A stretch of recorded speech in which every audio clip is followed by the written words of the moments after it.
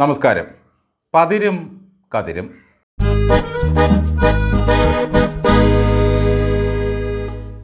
ഏക്കാണോ പൂക്കാണോ ഏമ്പത്ത് കയവെട്ടിയെന്ന് പഴയൊരു ചൊല്ലുണ്ട്. കാട്ടിൽ കയറി തേക്ക് കമ്പ് വെട്ടിയ ഒരുത്തിനോട് വനം വകുപ്പുകാർ ചോദിച്ചു, എന്തിനാടാ തേക്ക് വെട്ടിയത്? അതിനുള്ള മറുപടിയായിരുന്നു ഇത്. ഇതുപോലെയാണ് വീണ തൈക്കണ്ടി ഇന്നലെ EDയുടെ ചോദ്യങ്ങൾക്ക് മറുപടി പറഞ്ഞത്. എന്തിനാ ഓരോ മാസവും ഇത്രയും കാശ് കരിമണൽ കമ്പനിയിൽ നിന്നും വാങ്ങിയത്? അതിന് വീണ പറഞ്ഞത് ഇപ്രകാരമായിരുന്നു: മാസപ്പടിയാണോ നോക്കുകൂലിയാണോ എന്ന് എനിക്കറിയില്ല, ഡാഡി വാങ്ങിച്ചോളാൻ പറഞ്ഞു, ഞാൻ വാങ്ങിച്ചു. EDയുടെ പല ചോദ്യങ്ങൾക്കും കൃത്യമായ ഉത്തരം നൽകാൻ വീണയ്ക്ക് കഴിഞ്ഞില്ലത്രേ. എക്സാലോജിക്ക് നൽകുന്ന സേവനവുമായി ബന്ധപ്പെട്ട സാങ്കേതിക വിവരങ്ങൾ പോലും വീണയ്ക്ക് അറിയില്ലെന്നാണ് ED ഉദ്യോഗസ്ഥർ പറയുന്നത്. കുറ്റം നിഷേധിക്കാൻ തക്ക തെളിവുകളും കയ്യിലില്ല.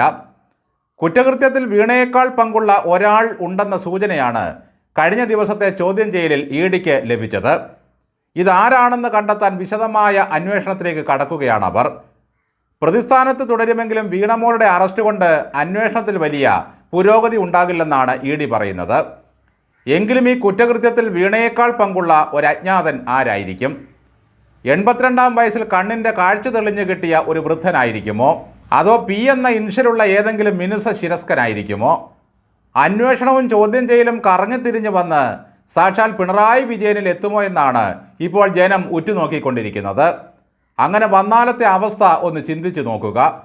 ഒരു കാരണവശാലും ഈ അന്വേഷണം മാസപ്പടി മകളിൽ നിന്നും തന്തപ്പടിയിലേക്ക് വരരുതേ എന്ന് നമുക്ക് ഉള്ളൊരുക്കി പ്രാർത്ഥിക്കാം.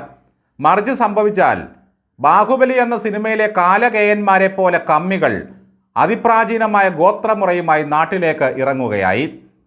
കാലകേയന്മാരുടെ ഭാഷ തന്നെ വ്യത്യസ്തമാണല്ലോ. ഏകദേശം 748 വാക്കുകളും 40 വ്യാകരണ നിയമങ്ങളും അടങ്ങുന്നതാണ് ഈ വംശത്തിൻ്റെ കിലുക്കി എന്ന ഭാഷ. ഇതിൻ്റെ പകുതി വീതം ഭാഷയിലാണ് കമ്മി ഗോത്രങ്ങൾ നമ്മോട് വേണ്ടാദിനങ്ങൾ പറഞ്ഞുകൊണ്ടിരിക്കുന്നത്. മകൾ EDയുടെ ചോദ്യം ചെയ്യലിന് ശേഷം പാതിരാത്രിയിൽ അവശയായി വന്നു കയറുമ്പോൾ അതിലും അവശരായി നിയമസഭയിലെ പൊരിഞ്ഞ പോരാട്ടവും കഴിഞ്ഞ് അമ്മായിയപ്പനും മരുമകനും വീട്ടിൽ ചെല്ലും. മകള് താമസിക്കുന്ന വാടക വീട്ടിൽ പരിശോധനയ്ക്ക് ചെന്നപ്പോൾ തന്നെ പാർട്ടിയെയും പിണറായി വിജയനെയും വളഞ്ഞിട്ട് ആക്രമിക്കുകയാണെന്നാണ് CPMകാർ പറഞ്ഞത്. പിണറായിയെ ഞങ്ങൾ കൊത്തിപ്പറിക്കാൻ വിട്ടുകൊടുക്കില്ല എന്നായിരുന്നു അവർ ആക്രോശിച്ചത്. അന്വേഷണത്തിൻ്റെ ആദ്യഘട്ടത്തിൽ തെറ്റിദ്ധരിപ്പിക്കുന്ന തരത്തിലുള്ള മറുപടികളായിരുന്നു അത്രേ വീണ നൽകിയത്.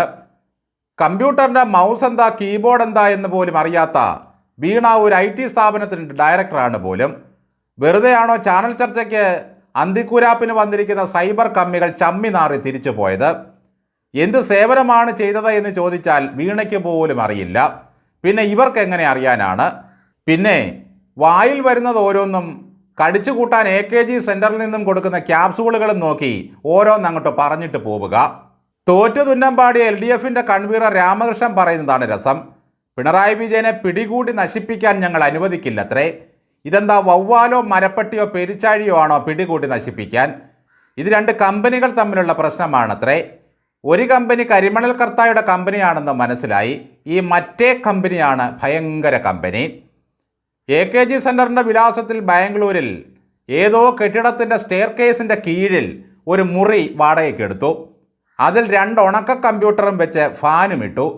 മാസം 15,000 രൂപ ശമ്പളത്തിന് കമ്പ്യൂട്ടർ അറിയാവുന്ന ഏതോ ഒരു കുട്ടിയെയും ഇരുത്തി. അതാണ് വീണയുടെ എക്സാലോജിക് കമ്പനി. ഇതിൽ കൺവീനർ സഖാവ് കഴിഞ്ഞ ദിവസം ചോദിച്ച ഒരു ചോദ്യമാണ് രസകരം. പിണറായി വിജയനെ ED തടഞ്ഞു വെച്ചതിൻ്റെ അനുഭവം കണ്ടില്ലേ? കേരളമാകെ കത്തി പോലും. അതൊരനുഭവമാണ്. CPMനെതിരെ ഒരു ആക്രമണം വന്നാൽ ഞങ്ങൾ അംഗീകരിക്കില്ല. സംഗതി സിമ്പിളാണ്. ഒരു കാരണവശാലും മകളുടെ അച്ഛനിലേക്ക് അന്വേഷണം പോകാൻ പാർട്ടി അനുവദിക്കില്ല.